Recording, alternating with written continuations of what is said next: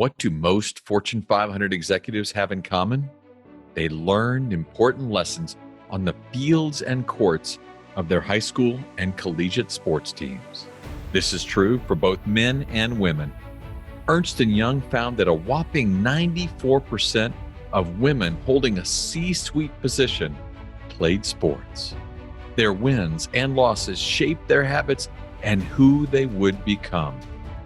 Join me on my journey to sit with some of the brightest executives in the world as we discuss how sports shape their professional trajectory. In partnership with Chief Executive Magazine, the voice of America's CEO community. I'm your host, Don Yeager, and this is Corporate Competitor Podcast. With me for today's episode is Women's Sports Foundation President, Phaidra Knight. Phaidra is a World Rugby Hall of Fame inductee, mixed martial artist, sports media talent, entrepreneur, and motivational speaker. She has served as a director and coach of Play Rugby USA, the Olympic nonprofit dedicated to reaching kids in underserved communities. She recently starred in Halle Berry's newest movie, Bruised, and launched an activewear collection called PSK Collective. I am so excited to talk to her about the growing influence of women in sports and the lessons she has learned from her various athletic endeavors. You're going to get blindsided. That is life. It really took a lot to bury my pride, my ego, my anger, and show up for them. I just knew that I loved the sport. I loved rugby, and I knew that I needed to do this for them. I knew that I needed to do this for me. I followed through. It's something that you just have to develop a stomach for, but you got to be willing to sit in the belly of the beast, really. Phaidra, thanks for joining us. Thank you so much for having me, Don. It's such a pleasure. I feel so fortunate to be amongst such esteemed guests you've had over the time that you've been doing this. So thank you. Well, thank you. I have to tell you, you have to qualify as one of the most competitive people we've ever had on this podcast. You grew up in Georgia, played basketball, volleyball, tennis, bobsledding. You recently added MMA to the long list of events in which you are a true competitor. Some of that willingness to try all these different things really came from your grandfather and the lessons he taught you as a child. Can you share a little bit with us? Absolutely. Growing up in rural Georgia, in a pretty low middle class family, we couldn't afford to hire babysitters and nannies. That didn't exist. And so my parents worked. My mom was a school teacher and my dad was an insurance salesman / at that time farmer, but they were both doing their thing during the day. So prior to me going to kindergarten, I had to stay somewhere. And my grandfather really took care of me. I spent a lot of time with him during those formative years. One day, he introduced me to one of his friends as Phaidra, my granddaughter, who can pretty much do anything. He would follow that up with things like, yeah, she can drive a tractor, feed pigs, she can gather vegetables, she can lift a bale of hay, and he said it in such a matter-of-fact way. It wasn't boastful, it wasn't bragging, because that's really all the things that I would do. My parents raised us on a farm, and we were doing all of these diligent things at very early ages. His prophetic words had such an impact on me because I always believed that I could really do anything. It was just a matter of fact. It wasn't a far-fetched thing. I've always felt that everything that I wanted to do has been within my reach. And if it hasn't been within my reach, it's certainly been within my capacity to do the work and get there. Probably one of the biggest impressions and impacts on my life. As leaders, the importance of us thinking, what can we give to someone else? How can we help them grow? I mean, you are a living, breathing MMA butt-kicking example of that exact lesson. Yeah, support systems is what it's really all about. And it's not always the nuclear family. It's not always your parents. Sometimes it's other people and other forces in life. And sometimes it's not in the form of what seems as supportive as we'd like during that time, but certainly having those voices around you that can reinforce and that can speak almost into existence this thing that they see, this quality that maybe you don't really have a firm hold on or perspective on or awareness of. It's the people around you that they can see those things. That was the case for me with my grandfather and with many other people along this journey of my life. It's pretty awesome. Yeah. I want to pay it forward and do the same thing with the people that I'm around. Everyone feels that way. Everyone is in that same place. It's part of the human condition. It's upon me and it's upon, I feel like, all of us to help bring that out in all of us to make the human race as a whole just that much better. I'm assuming your grandfather has passed. Yes, he has. Did you ever get the chance before he passed to go back and thank him for saying those words? I didn't, because it didn't really occur to me until he had passed that he had said that. It was in his passing that that really came to the forefront for me. Because I didn't get a chance to thank him, I make it really a priority for me to share this story with others and point these things out to not just younger people, but people that I'm around, people that I know, sometimes even people that I don't know. That within itself would make him happy. That would make him smile and that would bring him that satisfaction, probably more so than telling him. Yeah, I love that. You know, the only sport I didn't see on the list of the things you had mastered was the game of football, but I know you had a passion for it growing up down there in Georgia. Tell me about what you did to get quote unquote close to the game. I wasn't born with a ball in my hand, but shortly thereafter, there's a picture of me sitting on my parents' mantle, and I was probably one or two, and I had a ball in my hand. That's how the photographer made me focus for the picture. It was really inevitable that I turned out to be this athlete. There's nothing more polar opposite than my sister Tammy and I. She was 4 years my elder. I was in kindergarten, and she wanted to be a cheerleader. I was like, you got to be kidding me. Absolutely not. There's no way I'm wearing a skirt and these little shorts under it cheering. That's just not my thing. My sister knew me well. She sold me with, you can cheer, but you can also play with the boys if you want. Like, you can play football. Wait, I can play? Really? Granted, I didn't get to play with them all the time. We would go to practices. Sometimes I'd run around with them a little bit, but never failed at the end of the season party, the social that would be hosted by one of the parents. I would get to go out and run full on with the boys. And I loved it. I loved it because at that age, again, I was 5 or 6. I was running through all of them. Like the star player of the team, I could outmaneuver him. It was pretty cool. Foreshadows a lot later in your life. Yeah. You went on, obviously graduated high school, go to Alabama State, you graduate with degrees, political science, communications, and you go to law school at Wisconsin, Madison. Now, partying is, I think, what that university is known for. But I understand at a party at law school, of all things, there would be a conversation, an opportunity that would shape your competitive trajectory. Tell us about that. It was probably not the kind of party you're envisioning at the University of Wisconsin, typical Badger party. It was a law school social, so it was a bit more dry, probably a bit more refined. I was just there socializing, and a woman approached me and she asked, like, do you play rugby? And I'm like, what is rugby? I had no idea what rugby was at the time. You never even seen it? I don't even believe I'd heard the word rugby.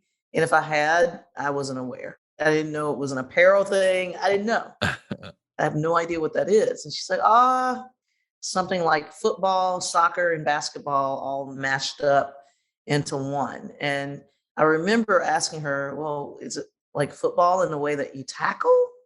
Yeah, absolutely. It was intriguing. She invited me to a training that following week, and I, blew it off a little bit, but happened to be in the area on the day they were training, and I stopped by. That was pretty much all she wrote. They handed me a ball. They just threw me right into play. I had no idea what I was doing, but they'll talk you through it on the pitch. And that's really what happened. And I ran through everyone, much like I did when I was being a cheerleader in kindergarten. I was like, yeah, I love this. I'm going to give this a go. Never really looked back from that point. Spoiler alert, fast forward 20 years after that party, you become the first African American and only the eighth woman inducted into the World Rugby Hall of Fame. Yeah. To add to that, even this past fall was inducted into the USA Rugby Hall of Fame as the only African American, male or female. So it's pretty amazing that something so slight, so sort of haphazard resulted in something so enormous for me in my life. We never know where those moments of opportunity and influence are going to come. Be open, be ready, That's right. be willing to live out your grandfather's mantra and be a person who can do anything. That's absolutely right. I love it. You said about the nature of rugby that it creates a respect that fosters the camaraderie that you have to have in sport. Tell me a story about a time when you saw camaraderie on display that made you believe how significant that sport is. The camaraderie aspect has shown its head so many times in my experience in rugby. It's almost a weekend after weekend thing. Probably the moment that resonates strongest with me was the USA team having this incredible dinner with the South African women's team. I think it was in 2006 at the World Cup, if I'm not mistaken. They were very new to international 15s. Our coaches connected with them. We had this amazing dinner where they brought us to a place and they cooked us authentic South African food. And it was so, so good. I still find myself trying to find those dishes and trying to like relive that experience because it was so good. It was cooked with so much love, respect. I don't know. And then in return, later that week, we invited them to an American barbecue. We're playing against these teams, but we're hosting them. They're hosting us. When you invite someone into your place, your home, wherever, and cook for them, that is one of the highest indicators of respect and love. Share that, break bread with another. Especially if they're a competitor of sorts. Yeah, How often do we want to look at a competitor and think, oh, that's somebody I can't engage with? The truth is, the world is better when we have engaged relationships, even with competitors. yeah. Can you imagine? I mean, we would see competition in such a different way, particularly in business. And it will probably open the door to so much more collaboration. Yeah. I get there's a competitive edge, but there's also multitudes of business out there. There's multitudes of opportunities that we don't even realize. The beauty of sport and beauty of rugby is that that's where it starts. Although we go out and we play hard and we hit hard, I've never hit people harder and I've never been hit harder than on a rugby pitch. At the end of the day, that element of it ends. And what we do off the pitch is a different thing. And it actually speaks to the amount of respect that you have when you step back on that pitch. So that camaraderie is so amazing. And it's something that every sport and really every business could learn from. Yeah. Really make the world a better place. And I know it's cliche, but it's so true. My personal affinity for the sport really grew a few years ago. I had a chance to go to New Zealand and work with the All Blacks, the legendary rugby team there, and just studying the methods used in team building and the things that they do to try to make sure the culture of the organization is so strong. You didn't just play, you coached at Princeton, at Columbia, at Monroe. What did you learn coaching that you did not fully appreciate as a player? It's interesting that you spent some time there in New Zealand and the All Blacks, they're awesome. I want to pay tribute though to the Black Ferns Yep. because they're equally awesome and they don't get that shout out nearly as much, but they are pretty amazing. Done a lot with very little comparably. There are so many things that I didn't fully appreciate as a player that as a coach blew my mind. As a coach, you are responsible for being sort of the leader of the culture. That just wasn't the priority for me as a player. I didn't appreciate it that much. I appreciated playing my role on the team. But as a coach, I realized just how important developing positive team culture was to the success of the team, the sustainability of the team, and creating an experience that everyone could appreciate and at the very least respect. That was probably one of the biggest components that I was able to see. Also, as a coach, that I really didn't realize as much as a player was how difficult it was to make selections. Sometimes it wasn't necessarily about putting the top 15 players on the pitch at once. Sometimes it was about putting a combination of 15 players and maybe having your reserves. And in that mix of reserves, having one of maybe even the top player on the team come in to add this dynamic impact that otherwise would not be realized. So it's about being strategic in terms of how you select the timing of putting players in and what that could do based on who you're playing to change the momentum of a match. You hear coaches say it, and I always just said, no, whatever. But it was actually some truth to that because there were so many things, especially when you were playing a team that was slightly on paper inferior to or really close neck and neck, or even, a team that was just better than you. And if you wanted to give yourself the best shot at really exposing their weaknesses, you made different arrangements with your selection process that wasn't orthodox, wasn't typical top 15 start because you needed to be a bit creative. You've played at the highest level of this sport, but you didn't fully appreciate what it took to lead until you were there. What a neat lesson that is for so many of us.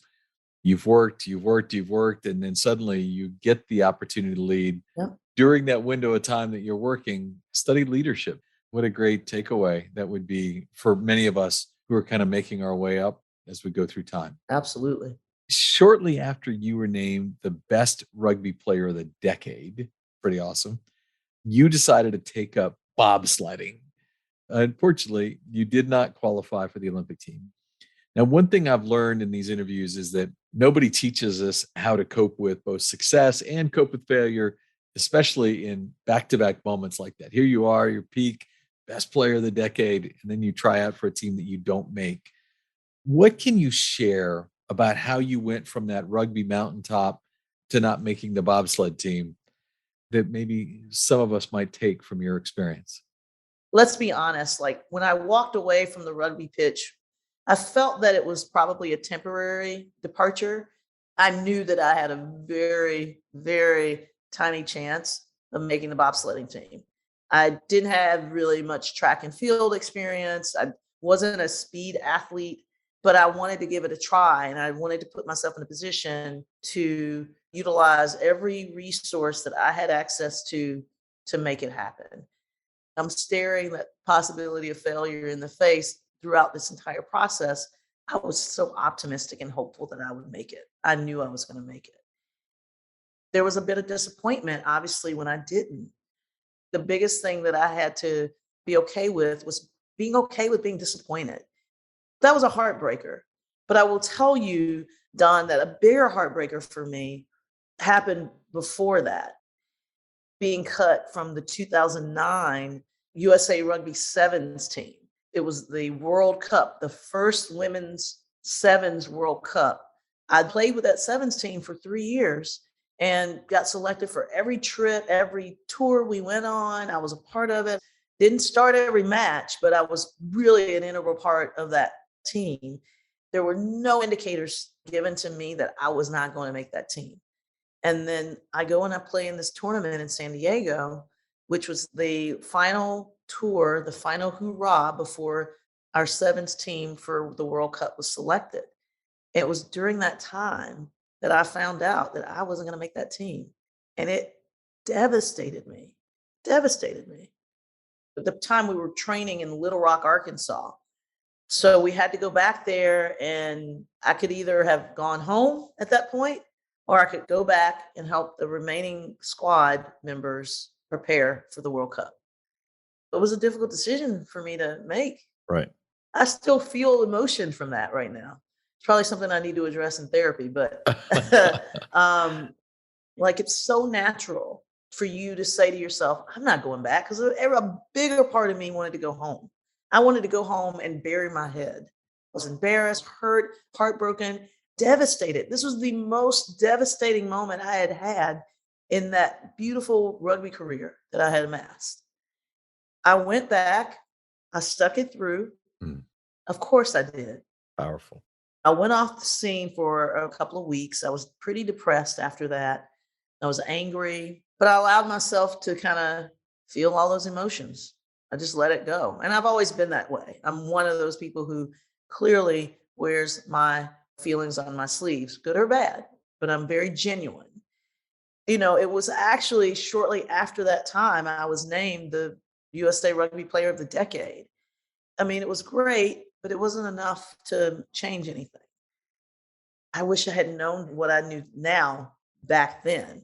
In MMA and working with my coach, Rob, one of the things that we talk about, we go through just embedded in everything we do now is failure. We fail. You're going to always fail, and you want to fail because it's your segue to success. Wow. I like that. I remember talking to Alice Goff, who's a journalist, a rugby journalist, who actually named me Player of the Decade.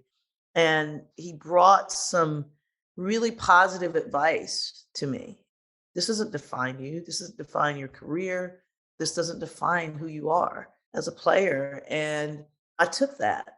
And what I did was I actually reconnected with the 15s, the US 15s coach, Kathy Flores, because we were entering the countdown to the 2010 15s World Cup, which was going to be held in England. And I asked her if I could come out and give a go at trying to earn a spot on that team. She's a late Kathy Flores now. She passed away back in November of 2021. She was so gracious. She made me work for it for sure. And she wasn't happy that I had left the 15th team, but this gave me an opportunity. It forced me to look another way and to see what was available to me because clearly the sevens wasn't going to happen. The World Cup wasn't going to happen. I collected myself. I let myself mourn. I let myself be angry. I let myself feel those things. I harnessed that emotion and I took it in a different direction altogether. Take me back to the return trip to Little Rock. You've just had your heart broken. You're now going back with your teammates who all know your heart is broken. And you are having to show strength and show an inner gift that you were going to offer the other members of that team. Give me a lesson, something that the rest of us can learn from your experience there, having to put your pride kind of on the back burner of this conversation for the good of others. Coming back from San Diego to Little Rock, it was probably the longest trip in my life. Felt like I was flying around the globe with my teammates. Like you said, them knowing what had happened, me knowing what had happened. It took a lot. It really took a lot to bury my pride, my ego, my anger, and show up for them. It was one of the hardest things I'd ever done. It was probably the most selfless thing I'd done in my life up to that point. I just knew that I loved the sport. I loved rugby. I did not want to be perceived as someone that I wasn't, and I knew that I needed to do this for them. I knew that I needed to do this for me. I followed through. In my mind, it was the right thing to do, but it felt to me like it was not the right thing to do. The right thing to do is to just go home and, wail on my floor. Yeah. Listen, you're going to get blindsided. That is life. And you know what? Now that I've been blindsided many times since then, you got to like that. You got to start feeling that that's the universe's way of telling you, hey, there's something else out there for you. This is going to help you grow. And I know it sounds crazy, but anytime there's failure, anytime I get an injury or get these little tweaks or things happen, I can automatically go to that silver lining. I can instantly go to a place where I can see the benefit of it. As long as I still have breath in my lungs, I know that there's an opportunity for me to do something great and do something greater than what I've done. It's something that you just have to develop a stomach for, but you got to be willing to sit in the belly of the beast, really. And if you can sit in the belly of the beast, it's like anything else. You develop a tolerance for it. You develop an ability to sit there and to be in it. It's like going in the cryo chamber, right? For that 3 minutes of being in that negative 150-degree tundra, you know that there's something great that's going to come as a result of that. I'm going to be able to recover better. It's just about sitting in it. To everybody out there listening, just get through it, sit in it. If it does not kill you, it will make you stronger, but you have to open yourself to that. You have to open your eyes to that, and you have to remain positive. Doesn't mean you dismiss emotions and feelings and anger and sadness. You feel those things and you go through those things because you have to go through them in order to let them go. But you absolutely also have to be okay with sitting in it. Honestly, like finding your breath in those moments, that's a common denominator. Being able to breathe deeply will help reset. It creates not only a physiological change and experience, but also a psychological one too. And that will help you definitely get through it. It will help usher you through those really difficult moments. Phaidra, that is corporate competitor gold. Because the truth is, you're right. We're all going to be blindsided, but it's a matter of how quickly can you flip your perspective? Yes. How quickly can you change the moment for your benefit as opposed to your detriment? Hmm. I love it. From a business standpoint, in 2020, right in the middle of the pandemic, you chose to launch your collection, PSK Collective, which is a fusion of activewear and streetwear available at Walmart. Pretty amazing. We are in Walmart. We are in Kohl's. We are in J.C. Penney, Target Marketplace. We're doing our in-store launch with Kohl's in April. We'll be in 50 stores. So we're growing. So that's exciting.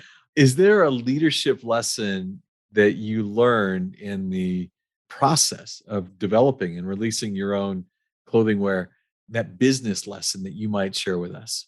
Honestly, it's to chill out. I needed to chill out. I am so anal and particular about things. I didn't want anything going out that wasn't perfect. And my business partner, Zara Bahari, who is amazing, she's a co-founder of this line, helped to bring up amazing brands and worked with the biggest retailers in the world. Her family has deep roots in the apparel business. They've been immersed in it for 30 plus years for the family. She's just been so patient throughout this entire process. She said, listen, there's going to be defaults and there's going to be pitfalls and there's going to be some things that happen with manufacturers who don't necessarily get the vision yet. And we were doing it smack in the middle of the pandemic. So there were a lot of challenges going on, challenges that we're still feeling the effects of now. I'm so grateful for her for being 100% supportive and wanting to get this out and push it. And then we can clean it up as we go. And that's really what we've done. And we haven't really looked back since. So the biggest thing for me was to learn how to kind of ease off the brakes, let things go, knowing that the product that we're creating today is only going to get better tomorrow. I didn't want to compromise my standard, but understand that we have to grow to that place rather than be at that place from the start. We're a brand new brand. We're a brand new brand that has had the courage to spring up during this pandemic and probably one of the worst times to start a business. We needed to afford ourselves. I needed to afford us that growing room. Version 1.0 is always better than version 0.0. Right. Have a version you can have out there that you can improve upon as opposed to continuing to be stuck in the 0.0 model. Yeah. There's so many people that never actually get out of the blocks because they're so busy trying to build perfection in the way they're going to run the race. That is it. You hit the nail on the head with that. I love it. You know, we're recording this podcast in 2022. It was 50 years ago in the United States that Title IX was passed by Congress as a federal mandate. to create a more level playing field. How has the opportunities afforded you and other women in sports, in your opinion, changed the leadership landscape of our corporate and even our nation? The opportunities in sports have certainly accelerated that process and opened doors where otherwise doors wouldn't be open. Think back to Billie Jean King's tennis match against Bobby Riggs, right? Yes. That was the first spectacle on national television where you saw a man playing a woman in a competitive sport, and to have her defeat him, enormous. Oh, yeah. The ripple effect of that has been tremendous. There are so many other Billie Jean King, Bobby Riggs matches going on that have happened since then between men and women and things on the plane of sport that have really impacted the business world. Every girl that was watching that match, they're saying, "Oh, I could do that." Every woman watching that, "Ah, I can do that." And it's not just exclusively on a tennis court, they can do that in life. I can go out and I can be as good, if not better, in my performance with my male counterpart. That's huge. That's huge. I think sport has really been the supercharger in moving the needle forward for women since women have been able to have the access to sports. And that's why with the Women's Sports Foundation and so many organizations out there, there's so much attention given to giving girls and women the opportunity to have access to sport because it builds confidence. It helps tap into the inner power of everyone, particularly women. Now that I'm doing MMA, like I'm literally surrounded by 20 something year old young men every day. That's who I spar with. I'm the only female in our MMA program. I don't even think twice about it. There was never any hesitation. There was no fear. There's nothing, none of that. But I think about what's happening with me being there. I'm making an impression on them, showing up every day. I'm doing everything that they're doing with me being old enough to be most of these guys' mom. They have no idea, or maybe they do. But at the end of the day, my presence there is impacting their perception of women. Many of them see me as just another fighter. If we can see each other as just human beings and divorce ourselves from all of these labels of female, you're black, you're Asian, you're this, you're that. Wow, how much more can we get done? When they can really have confidence, when we can have confidence in what we do and the courage to venture into areas that we fear, the sky is the limit. That is carried over so well into the business world and into corporate America. Women come in and they demand what they want. They develop the work ethic, they develop tenacity, the resilience to withstand defeat and failure, and they develop this ability to transition from those moments of failure into success. They have access. I think that's the biggest thing. They have access to this thing that men have had access to for so long. And it's such a great opportunity, and sports just brings us there. I love it. Yeah. Phaedra, I'm grateful today that you made yourself, along with us, a better corporate competitor. Thank you so, so much. Thank you, Don. I appreciate being on, and I look forward to seeing you again soon.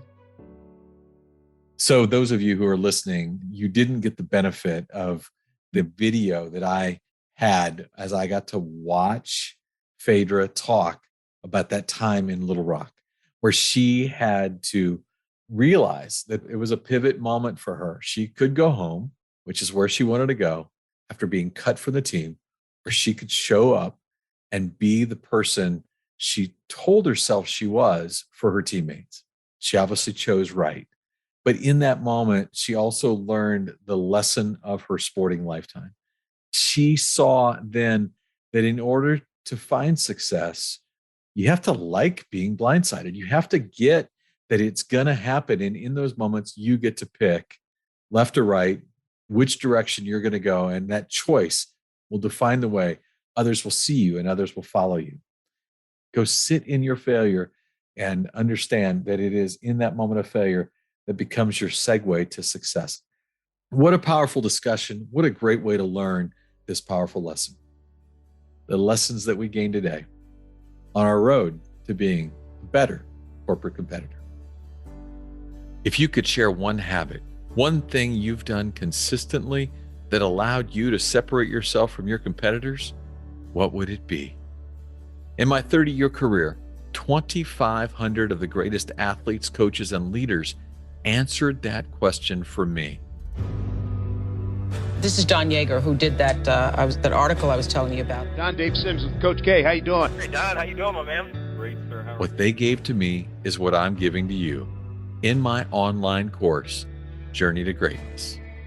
Through engaging storytelling and on-demand videos, you will learn the 16 habits that will jumpstart your personal growth. I will instruct you on how to apply these winning characteristics to your life through custom workbook exercises. We are slashing the price for our podcast listeners. Lifetime access to Journey to Greatness is normally $399, but for our podcast listeners, it will be $49 with the code podcast at checkout. Click the banner on corporatecompetitorpodcast.com to enroll. Thanks for listening to the show. I would be so grateful if you left us a rating and a review. We will be rolling out a new episode every Wednesday. To be the first to listen, subscribe to the podcast on our website, corporatecompetitorpodcast.com. Plus, as a thank you gift, you will receive a free chapter from one of my best-selling books on the habits of high-performing teams. Stay in touch by connecting with me on social media at Don Yeager, Yaeger, on Twitter, Facebook, Instagram, and LinkedIn. Until next week, I appreciate you.